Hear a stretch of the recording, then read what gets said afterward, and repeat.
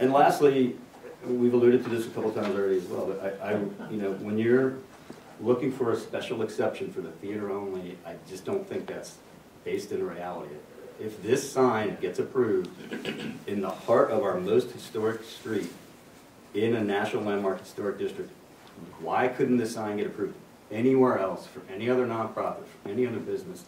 You know, you guys do have some unique needs, but so does Washington College, for example.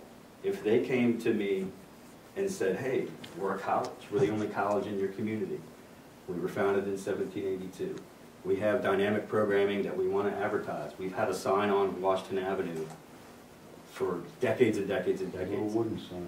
Would I really be able to look Mitchell Reese in the face and say, yes, you're unique in all those ways, but you're just not quite as unique as the theater is? That, to me, doesn't pass the sniff test. It reeks of favoritism and bowing to public pressure. And I'm sorry, but I don't think it's right. If you guys get this type of sign, we should make it available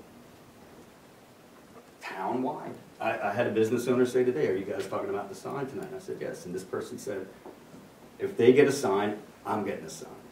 And you know what? That person is right.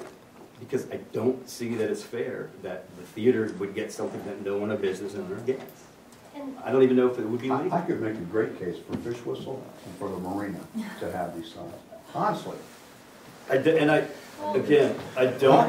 really don't mean to be bashing the Garfield Center. You guys have invested a ton of money in the theater.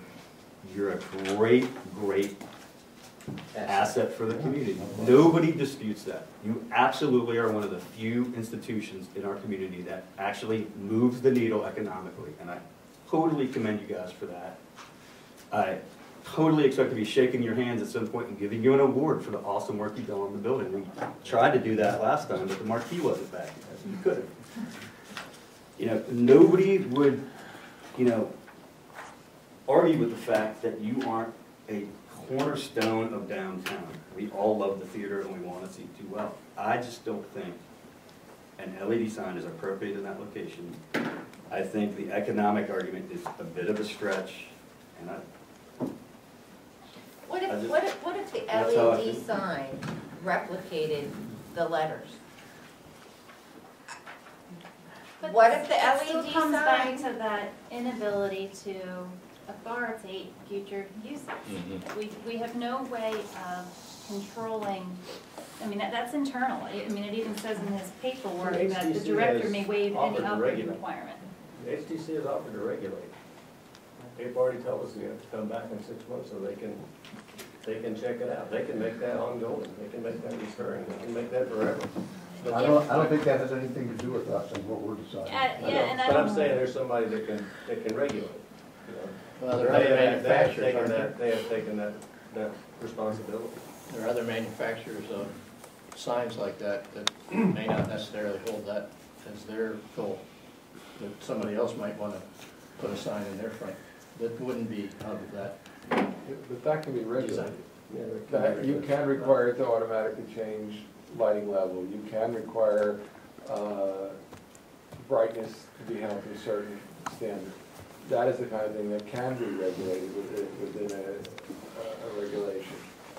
And I agree in the same way that we have language that specifically eliminates the rules for the LED signs and the prohibited use of those, that you can actually probably regulate the LED operation in that sense. I don't at all feel like we would be prepared to request an amendment with that kind of language, for one, but at the same time, the overwhelming concern that I have is not being able to prohibit other organizations from doing the same thing without providing favoritism, without essentially doing spot zoning. And how do you get around that? And put it into this perspective too, because I think that you might agree, what effect would it have on your attendance and your establishment as the Garfield if all of these other businesses around you were then allowed to and then incorporated this type of signage on their frontage? Well, but the city's already done that. They've done that for the other theaters. The key there is how you define it so it is broadly, and it doesn't. And the mistake I think that the application makes it say it's only for the Garfield. If this was language that said, look, theaters in Chestertown are allowed to have limited amounts of LEDs. They can be only directed at the pedestrian scale. They can only be lit to this level. They can only change with this frequency. Certain letter types are only approved. And if you set that limitation, you say C1, C2 zoning, you got 2 buildings in town that have it, and it's clearly defined as not preferential. If another theater gets built somewhere, they would be entitled to that, but you've now created language that says, for that particular use, this is what is permitted. It's not only them, it's just 2 theaters. Why would you limit it to theaters? Why not restaurants? Why not scams? Why not banks? Because you Why don't not want them realtors? there. Because you don't want them there. Well, and Well, That's why I you don't don't want want it at the Garfield either. I can. I mean, really, why do you guys think you're so special as to be the only outfit in town? I think there's a certain arrogance in that. Well, have you been sitting and listening to our presentation? Oh, I've listened to it repeatedly. And the specificness of the Garfield? What you keep asking for is a special exception for you alone. Because we're special. Yes, No, I don't buy Mr. that. Watson's right. You can't go there. I mean, I don't disagree with that. Yeah, Did you hear what Case said about the legality of it? man, just a sec. We learned from the time that we filed that to the time now, we learned that the special exception isn't the right way to go. We think the right way to go with this is a conditional use. And we think that if the conditional use requirements include the level of documentation that we've produced in terms of identifying the circumstances, how you're making an assign compatible, if all of that is required, you're not gonna have very many applications, because I can tell you that is a hell of a lot of work. I think you're Very dead wrong about expensive. that. Absolutely dead wrong. And you, with a special exception, you can identify where you want to let that, what you want to let that happen for. And Jeff's example of theaters is one. You could say theaters can apply for a special exception for these kinds of signs. You could do that. I disagree.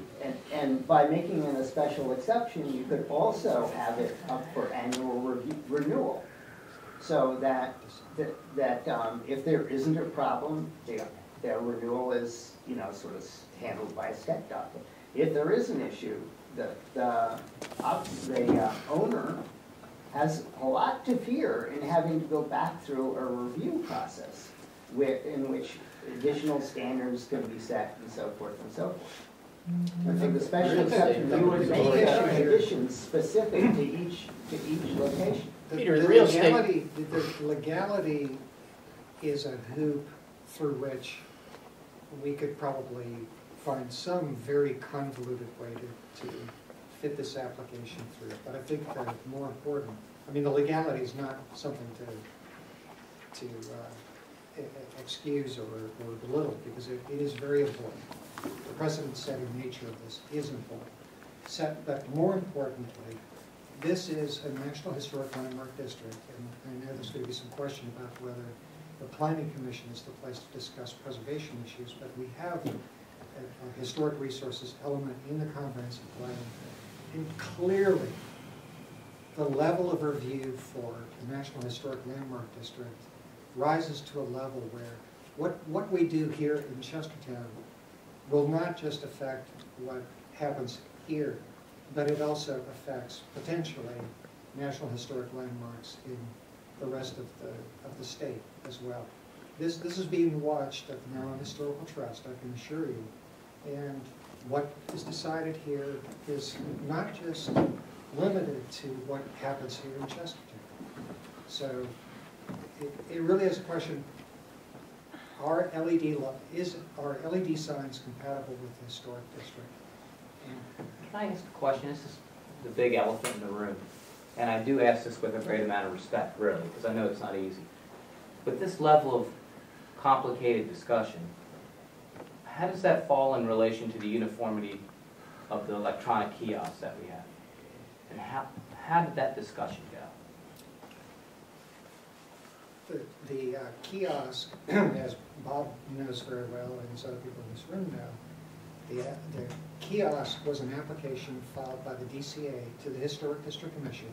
It was not uniformly approved or liked in terms of the application, but it was passed, and it is not an application that was made for one specific individual or one individual property owner. That it is that's a kiosk that was installed in a public location. The success of it is really up in the air. I don't know whether it's something that is going I hate to to compare to it, I'm just curious. Yeah. This sounds like ground we should have probably already covered in discussion that we're trying to have now. I'm curious. But the difference is, the main difference that I see is that kiosk is not attached to a single business for the purpose of promoting that business. It's basically a community sign that was there to replace, in theory, the map that people still use because the sun's always Personally, I And think from it's a that disaster standpoint- that So should it be gotten rid is, of. it seems like a subtle difference, but it's actually, I think, a very important difference because that sign is not attached to And a specific business. And from that standpoint, this goes to Trina's point of embracing new technology. I wouldn't qualify fear as necessarily the reason to not embrace, in this case, the LED sign for the Theater. It's what is the larger effect?